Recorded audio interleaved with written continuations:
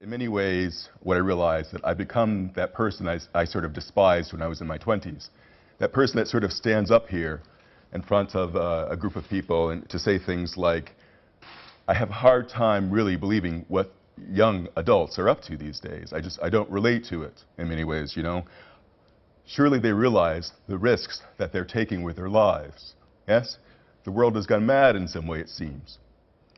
But it really only takes a brief moment's reflection, a step back, to take a look at the situation and to realize that really young adulthood hasn't changed that much at all.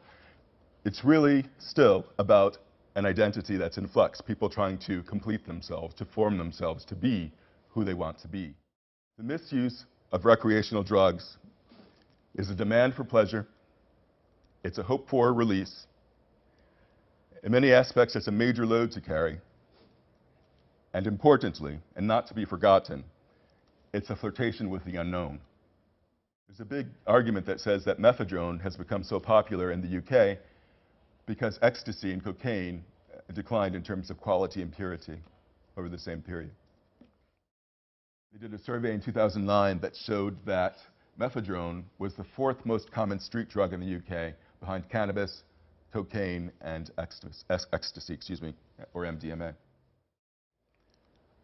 Very important with GBL, something I want to stress, if you remember nothing else about the talk on GBL today, please remember this.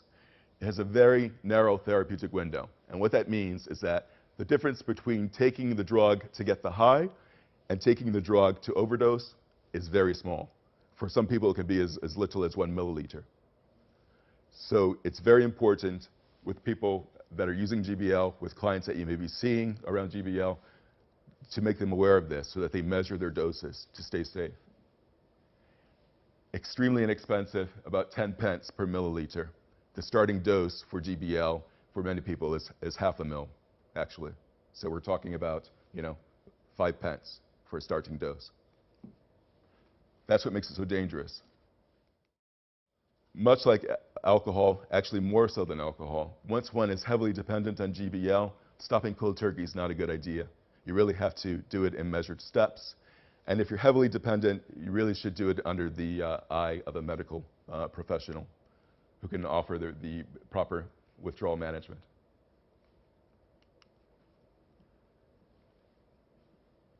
It's very important, I think, I'm thinking as a therapist now. I think group therapy is a great idea in general with clients.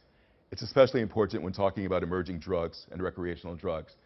Because in addition to the therapeutic benefits, the healing of ourselves internally, what you get is a sharing of information about what's safe and what's not, personal experiences people have had.